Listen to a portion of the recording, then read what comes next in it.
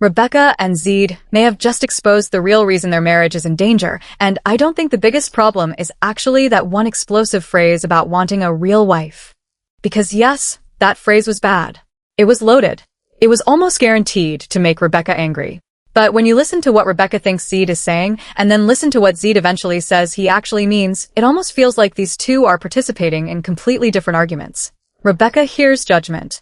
She hears disrespect. She hears a husband telling her that after everything she does, everything she works for, and everything she has put into this marriage, she somehow still isn't enough. But Zied seems to be trying very badly to communicate something much simpler and honestly much sadder. He seems lonely. He seems disconnected. He seems like he misses having an actual relationship with his wife. And instead of saying, "Rebecca, I miss you. I feel alone. I want more time with you," he somehow lands on one of the most inflammatory phrases he could possibly use. "I want a real wife." And from there, everything explodes. But here's what makes this bigger than another dramatic last resort fight. These two already know communication is one of their biggest problems. Rebecca knows Zied sometimes needs extra time to explain complicated emotions in English. Zied knows Rebecca reacts strongly when she feels criticized or rejected. And yet, the moment pressure hits, they fall right back into the exact same pattern. Zied says something badly. Rebecca assumes the worst possible meaning. Rebecca comes at him hard. Zied struggles even more to explain himself. Then he withdraws. And his withdrawal convinces Rebecca that she was right to be suspicious in the first place. So the real question isn't just whether Zied meant real wife, in a traditional sense. The real question is whether these two can still hear each other at all. Because when Zied starts openly wondering whether there's any point staying together if therapy doesn't change anything, this stops sounding like a small communication problem. It starts sounding like a man mentally preparing himself for the possibility that love might not be enough. And that is where this gets interesting. Because I think Rebecca and Zied may still love each other. I don't think that's necessarily the issue. The problem is that both of them may be expressing love in ways the other person no longer recognizes. Rebecca appears to connect love with effort, sacrifice, work, providing, showing up, handling responsibilities. Zied appears to be asking for time, attention, companionship, presence. Rebecca may be thinking, "Look at everything I'm doing for us." And Zied may be thinking, "But where are you?" Those are not the same conversation. And unless somebody translates between those two realities, this marriage can keep falling apart even while both people insist they still care. Now, let's start with the phrase that triggered all of this, because I don't think we should excuse Zied too quickly. When a husband tells his wife he wants a real wife, that phrase carries baggage. A lot of baggage. Especially when this couple has already dealt with cultural differences and disagreements around expectations inside a marriage. Rebecca doesn't hear that phrase in a vacuum. She hears it through years of history. She hears it as, "You're failing as a woman." She hears, "You're not doing enough around the house." She hears, "You're not behaving the way a wife is supposed to behave." And given the context surrounding their previous argument about household roles, I don't think Rebecca is completely irrational for hearing it that way.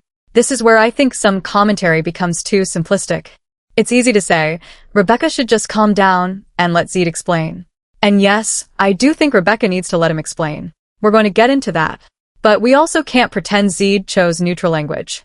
He didn't say, "I miss my wife." He didn't say, "I feel like we're roommates." He didn't say, "I want to spend more time with you." He didn't say, "I feel lonely when you work all day and then come home and stay on your phone." Those would all communicate a need. Instead, he described Rebecca herself as somehow not matching the definition of what a wife should be. That turns a relationship problem into a character judgment. And once you do that, people get defensive. Think about the difference. If your partner says, "I feel lonely lately," you can respond to loneliness. If your partner says, "You're not a real husband," or "You're not a real wife," now you're defending your identity. You're no longer talking about the issue. You're arguing about whether you're a good enough person. And that distinction matters enormously with Rebecca because she already seems highly sensitive to feeling rejected by Zied. There has already been mistrust in this marriage. There have already been cheating accusations. Rebecca has already questioned changes in Zied's behavior. So when he says something like, "I want a real wife," Rebecca may not simply hear criticism about chores or quality time. Emotionally, she may hear, "You aren't the woman I want anymore." And if you already fear that your husband may want somebody else, imagine how quickly that sentence becomes threatening. Again, that explains her reaction. It does not excuse everything she does with that reaction. Because this is where Rebecca's side of the communication cycle becomes impossible to ignore. She says she wants Zied to communicate. She wants honesty. She wants answers. She wants him to tell her what he's thinking.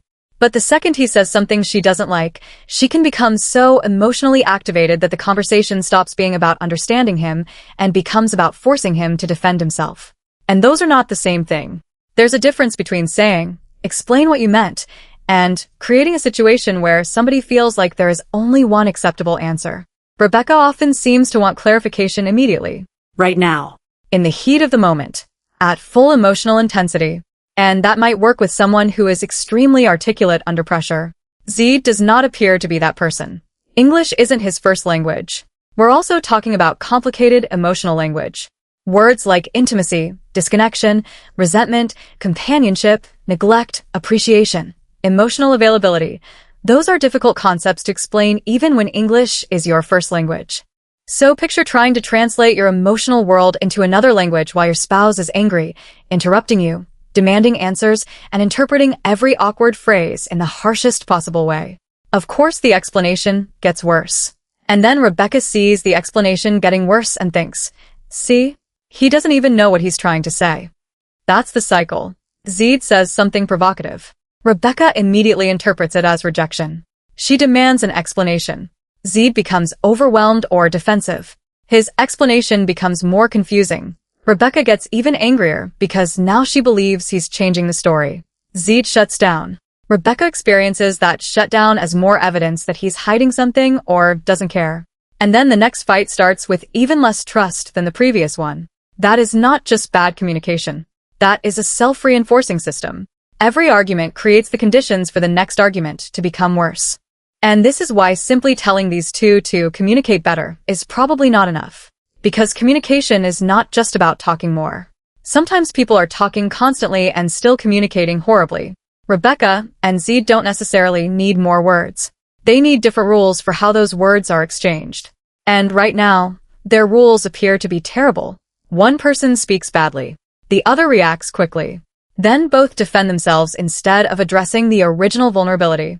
And underneath Zied's terrible phrase is a vulnerability that Rebecca may actually need to hear. He says he wants more time.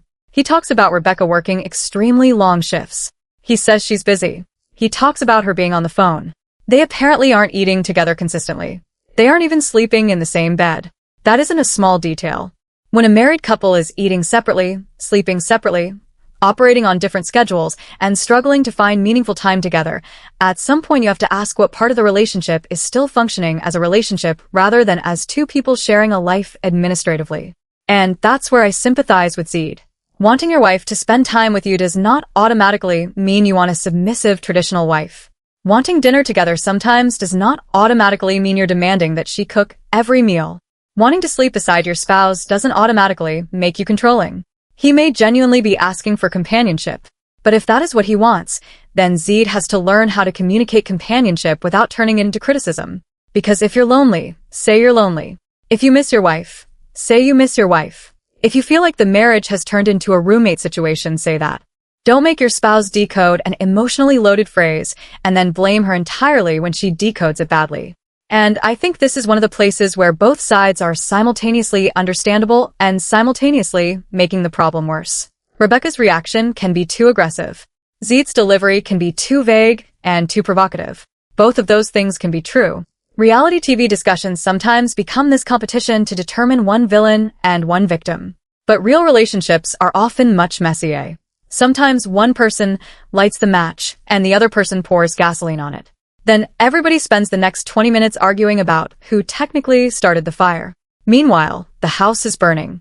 And that brings us to Rebecca's work schedule because I think this is another area where people can oversimplify the problem. Zied says she's working long shifts. Rebecca apparently works these incredibly demanding hours, and his complaint is that when she finally comes home, she may still be distracted by her phone or unavailable. Now, if you're Zied, I understand how that could feel. Imagine being married but constantly waiting for your spouse to become available. You tell yourself, when she gets home, we'll finally have time. Then she gets home exhausted. Or she's on her phone. Or you're eating different meals. Then bedtime comes, and you're not sleeping together anyway. Eventually, you may start thinking, what exactly are we doing? That's understandable. But here's Rebecca's reality. Working a 16-hour shift is brutal. That is not someone lounging around all day refusing to make time for her husband. If she's working extreme hours because the household needs that income, then from her perspective, her work might actually be one of the primary ways she's showing commitment to the marriage. That's the contradiction. Rebecca may think, I'm killing myself working because I care about our life. And Zied may experience those same hours as, my wife never has time for me. One behavior. Two completely different emotional meanings. And that's why I think the real question here is not, should Rebecca work less? The better question is, what is the purpose of the work, and what is it costing the relationship? Because providing for a marriage and participating in a marriage are not always the same thing. You can financially support a household while emotionally disappearing from it. But you can also demand more emotional availability from a spouse without appreciating the enormous practical burden they're carrying. Both can happen at the same time. And this is where Rebecca may feel especially underappreciated. Imagine you're exhausted. You're working extremely long days. You believe you're helping keep the household functioning. Then your husband tells you you're not a real wife. Even if what he really means is, I miss you.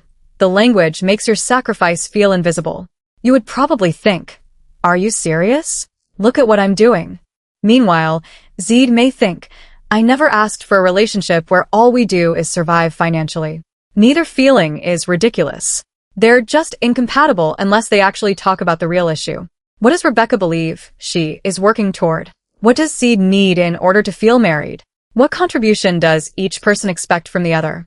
How much time together is realistic? What does quality time actually look like? And maybe most importantly, what would Rebecca need from Zied in order to feel safe working less, if working less is even financially possible? Because one thing I don't want to do is casually say, Rebecca should just cut back her hours. We don't know enough from this storyline to pretend financial decisions are that simple. People work long hours for reasons. Bills exist. Responsibilities exist. And Rebecca may also have resentment if she believes too much of that financial pressure has fallen on her. So Zied cannot simply say, work less and spend more time with me, without also participating in whatever practical problem those working hours are solving. That needs to be part of the conversation. And this is where I think their relationship becomes more interesting than just Rebecca yelling and Zied shutting down. The argument isn't only emotional, it's structural. Their daily lives are arranged in a way that seems to produce disconnection. You can go to therapy and learn all the communication exercises in the world, but if you go home to the exact same schedules, the same sleeping arrangements, the same resentment, and the same lack of shared time, eventually the old pattern returns. And apparently, that is exactly what Zied fears. He questions what happens if they finish therapy and nothing changes. That's actually one of the most revealing things he says. He's not only upset about one argument. He's starting to question whether the entire process can create a different marriage. That suggests frustration has moved beyond the immediate fight. He's evaluating the future. And when someone starts asking, what happens when we leave here? That is a different level of concern. Because the retreat is temporary. The cameras are temporary. The therapists are temporary. The wilderness challenge is temporary. The real test is whether Rebecca and Zied return home and create a different routine. If Rebecca returns to extreme shifts, Zied returns to feeling lonely. They're still sleeping separately, they're still eating separately, and every emotional conversation still becomes a fight. Then what exactly did the retreat change? Nothing. That is what he seems afraid of. And honestly, that's where I think Zied's talk about possibly breaking up should be taken seriously. Not because saying, maybe we're going to break up, automatically means he has decided to leave. It doesn't. People say dramatic things when they're frustrated. But there is a difference between threatening divorce during a screaming match and calmly questioning whether staying together makes sense if nothing changes. The second one is more concerning to me, because that sounds less like anger and more like evaluation. He appears to be asking himself, is love enough if our life together feels bad? And sometimes the hardest answer in relationships is no. You can love somebody and still be incompatible. You can love somebody and communicate destructively. You can love somebody and resent the life you've created together. You can love somebody and still feel lonely in the same house. That is why I don't think Rebecca should dismiss Zied's concern as simply another argument. If he is genuinely reaching the point where he's considering whether the marriage can survive, then this needs to be treated as information. Now, online, a lot of viewers seem frustrated with Rebecca. Some fans feel she doesn't give Zied enough time to finish his thoughts. Many viewers have said her communication style can come across as condescending or overwhelming. A section of the audience basically sees the situation like this. Zied is trying to explain something simple, Rebecca immediately makes it bigger, and then he gets blamed because he can't successfully explain himself while being yelled at. And I understand why viewers see that. Watching from the outside, there are moments where you want to say, Rebecca, just let him finish. Because sometimes she reacts to the first sentence before hearing the second sentence. And if you're constantly reacting to fragments, you're not really listening to the full message. But there is also another section of the audience that sympathizes with Rebecca. Some fans look at those long work hours and think Zied isn't acknowledging what she may be carrying financially.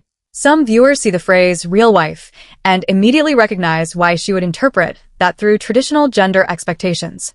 And some people probably hear his complaint and think, okay, but what are you doing to help make Rebecca less exhausted? That's fair too.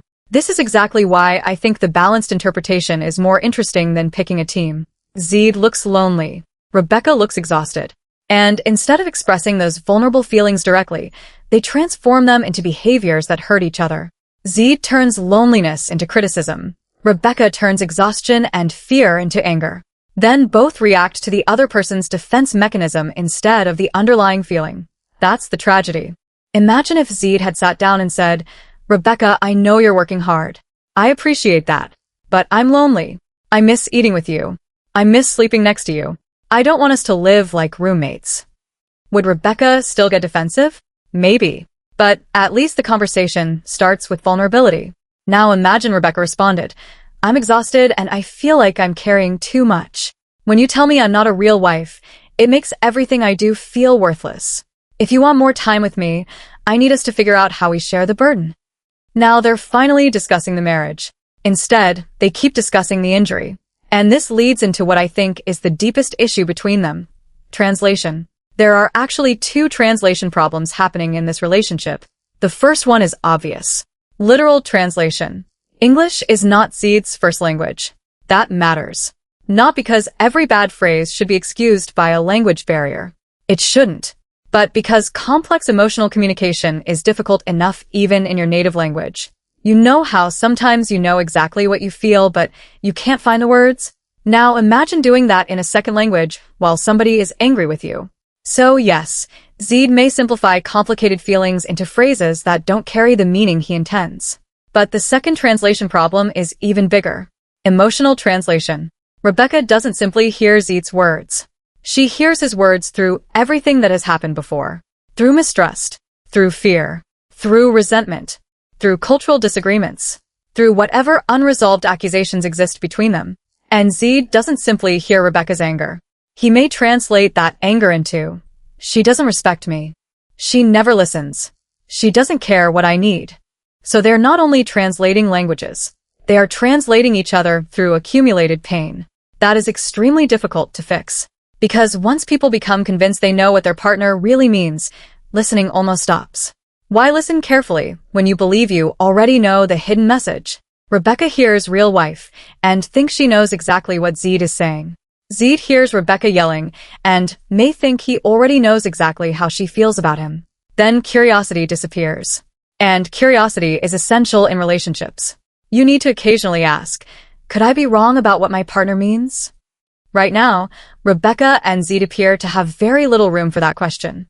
And their history makes this even more frustrating. Think about everything this couple has already survived. Long distance, immigration, a significant age gap, cultural differences, family concerns, moving, building a life together. Those are huge external obstacles. And somehow they made it through those. But now the thing threatening them may be something far less dramatic. Routine, disconnection, work, phones, separate meals, separate beds, poor arguments. That almost makes it sadder. Because when there's one obvious external obstacle, the couple can unite against it. Immigration problem? We solve it together. Distance? We figure it out. Family disapproval? We prove them wrong. But what happens when the threat is the relationship itself? Who do you unite against then? There is no villain. There is no paperwork. There is no plane ticket that fixes it. There is just the daily reality the two of you created. And changing that requires both people to change their own behavior. That's harder. This is also why I don't think a dramatic romantic moment, even if one happens, should automatically convince anybody that Rebecca and Zied are fixed. Reality TV loves a big breakthrough. Some challenge scares them. One person becomes vulnerable. They cry. They hug. The music swells. Everybody says, "This reminded me why I love you." And emotionally, that can be real. I'm not saying those moments are fake, but emotional reconnection and structural change are different things. You can remember how much you love your spouse during an intense experience and still go home to the exact routine that made you miserable. So if Rebecca and Zied have some dramatic moment later where they reconnect, great. That may prove the bond still exists. But the question afterward is always the same. What changes Monday morning? Does Rebecca still work the same schedule? Does Zied still feel ignored? Are they still sleeping apart? Does Rebecca still react before he finishes? Does Zied still wait until he's resentful and then express his needs through loaded statements? Because if the answers are yes, the emotional breakthrough won't last. And that's where my prediction for these two gets complicated. I actually think Rebecca and Zied may have a stronger emotional foundation than some of the other couples around them. There still appears to be real attachment. There still seems to be pain around losing the relationship, which matters. Indifference would concern me more. When people are completely done, sometimes they stop fighting. They stop trying to be understood. They stop caring what their partner thinks. Rebecca clearly cares what Zied thinks. Maybe too much in certain moments. Zied clearly seems affected by the possibility that the marriage could fail. That tells me there is still something there. But attachment alone cannot save them. If their communication pattern stays the same, I think Zied will keep talking more openly about leaving. Not necessarily because he wakes up one morning and suddenly doesn't love Rebecca, but because he may begin associating communication itself with failure. Think about that. If every attempt to explain yourself becomes a fight, eventually you stop wanting to explain yourself. Then the relationship becomes quieter. Rebecca may initially think the quiet means things are calmer, but sometimes quiet is not peace. Sometimes quiet is withdrawal. And once someone stops believing communication can improve anything, that's dangerous. At the same time, I think Rebecca may become even more demanding about reassurance if she senses Zied pulling away, especially with mistrust already in the background. The more Zied withdraws, the more Rebecca may want certainty. Do you love me?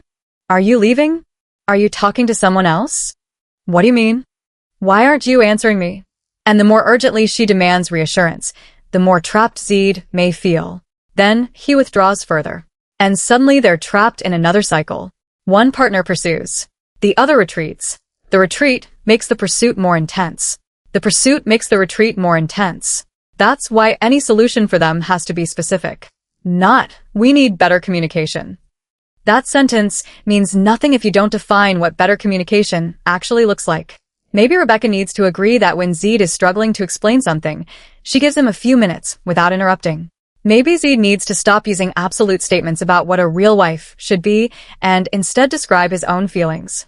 Maybe when either person gets too angry, they pause the conversation for 20 minutes and return at a specific time instead of storming off indefinitely. Maybe they schedule actual time together. Not vague quality time. Actual time. Dinner twice a week. Phones down. Sleeping in the same room when possible. Whatever makes sense for their lives. They need to talk about Rebecca's workload realistically. If she is working extreme hours because they need the money, then Zied needs to participate in solving that practical problem, not just complain about the emotional consequences. If she is working those hours for reasons that can be adjusted, then Rebecca needs to decide whether some financial or professional sacrifice is worth protecting the marriage. And they both need to address the trust problem directly. Because if Rebecca genuinely believes Zied may be cheating or looking elsewhere, then every communication issue is going to be interpreted through that fear. You cannot build healthy communication on top of active suspicion. At some point, they have to deal with that question. Either there is evidence supporting Rebecca's mistrust, in which case it needs to be confronted honestly, or there isn't, in which case continuously monitoring and doubting Zied will eventually poison the relationship anyway. Trust cannot exist halfway, and neither can emotional safety. Zied needs to feel like he can explain himself without instantly being attacked. Rebecca needs to feel like Zied can express dissatisfaction without making her question whether she has value as a wife. Both of those needs are reasonable, but right now neither appears to be happening. And that's why the phrase real wife matters, but not for the reason people initially think. It's not necessarily proof that Zied secretly wants Rebecca barefoot in a kitchen taking orders. And it's also not something we should completely dismiss as meaningless bad English. It matters because it shows exactly how this couple communicates pain. Instead of saying the vulnerable thing, they say the provocative thing. Instead of hearing the vulnerability, they hear the insult. Then they spend the entire argument fighting over the insult and never reach the vulnerable truth underneath it. Zied might be saying underneath everything, "I'm scared our marriage doesn't feel like a marriage anymore." Rebecca might be saying underneath everything, "I'm scared I'm doing everything I can, and you're still going to reject me." Those are two frightened people. But fear doesn't always look like fear. Sometimes fear looks like anger. Sometimes it looks like criticism. Sometimes it looks like withdrawal. Sometimes it looks like checking someone's location. Sometimes it looks like working constantly, because that's the one part of life you know how to control. And until Rebecca and Zied learn to recognize what's underneath each other's behavior, they're going to keep responding to the surface. That's why I think the most concerning part of this episode isn't Rebecca getting angry. We've seen anger before. And it isn't even Zied saying real wife. The most concerning moment is Zied beginning to question whether staying together makes sense if therapy doesn't change anything. Because that's the moment where the argument becomes a future decision. He's looking beyond the campsite, beyond the episode, beyond the temporary environment. He's asking what their actual life will look like afterward. And Rebecca should be asking the same question. Not, who won this argument? Not, did he apologize for saying real wife? Not, did she admit she yelled too much? Those are small questions. The big question is, what would their marriage look like 6 months from now if absolutely nothing changes? Would they still be working opposite schedules? Would they still sleep separately? Would Rebecca still worry about whether Zied wants somebody else? Would Zied still feel like he doesn't have a partner? Would every difficult conversation still turn into somebody feeling attacked? Because if that future sounds exactly like the present, Zied's question about breaking up becomes much more understandable. And here's the uncomfortable truth. Love is important, but love does not automatically create compatibility. Love does not automatically create trust. Love doesn't manage schedules. Love doesn't resolve financial resentment. Love doesn't teach someone how to communicate under pressure. Love doesn't erase cultural differences. Love doesn't make someone feel heard if every conversation becomes defensive. You can genuinely love somebody and still build a life together that makes both of you unhappy. And I think that may be the situation Rebecca and Zied are staring at right now. Rebecca may believe her love is obvious because she works, provides, and keeps fighting for the relationship. Zied may believe his love is obvious because he's still there, still trying therapy, and still asking for closeness. But if neither recognizes the other's version of love, both people can feel abandoned while standing right next to each other. That, to me, is the real tragedy of this storyline. Not that Rebecca isn't a real wife. Not that Zied is automatically a terrible husband. It's that they may still love each other while becoming increasingly incapable of experiencing that love. And that's why I'm not completely ready to say they're doomed. There is still something to work with. But I also don't think another apology is going to fix it. Rebecca telling Zied, "I'm sorry I yelled," won't matter if the next difficult sentence triggers the same reaction. Zied saying, "I'm sorry I said real wife," won't matter if the next time he feels lonely, he waits until he's angry and says something equally damaging. They need a different relationship pattern. And building a different pattern is much harder than winning one therapy exercise. So going forward, I'm watching 3 things. First, can Rebecca actually give Zied space to explain himself when she doesn't like what she's hearing? Not when the conversation is easy. When she's triggered. That's the real test. Second, can Zied learn to communicate dissatisfaction as vulnerability instead of criticism? Can he say, "I miss you," before resentment turns into "you're not a real wife"? And third, can they make practical changes when they leave the retreat? Because if their daily life stays exactly the same, I don't care how emotional the therapy gets. Eventually, the same conditions will create the same conflict. And if that happens enough times, Zied may stop saying, "Maybe we break up," and start saying, "I think we should." Rebecca may respond by holding on even tighter. And then both people could end up doing more of the exact behavior that pushes the other away. That's the danger. So yes, Rebecca's yelling matters. Zied's wording matters. The work schedule matters. The phone matters. The separate beds matter. The trust issues matter. But all of those are symptoms of the same deeper problem. Rebecca and Zied no longer seem to trust each other's interpretation of love. He sees distance. She sees sacrifice. He asks for connection. She hears criticism. She asks for answers. He hears attack. And every time they translate each other incorrectly, the marriage loses a little more room to breathe. The frightening part isn't that Zied has started talking about breaking up. The frightening part is that two people can still love each other, still desperately want to be understood, and still construct a marriage where neither person feels understood at all. And unless Rebecca and Zied figure out how to stop fighting about what the other person really means and start talking about what they actually need, I don't think real wife will be the last explosive phrase we hear. It will simply be replaced by something else. Another comment, another accusation, another misunderstanding, another fight. And eventually, one of them may decide they don't have the energy to translate anymore. So, now I want to know what you think. Is Rebecca refusing to hear what Zied is actually trying to tell her and pushing him closer to the door every time she talks over him? Or did Zied create this disaster himself by telling a woman who is already exhausted, resentful, and worried about losing her marriage that she isn't a real wife? And maybe the bigger question is this. If two people still love each other but no longer know how to make the other person feel loved, is that something therapy can actually repair, or are Rebecca and Zied already much closer to the end than either of them wants to admit? Let me know where you stand, because I have a feeling viewers are going to be very divided on this one.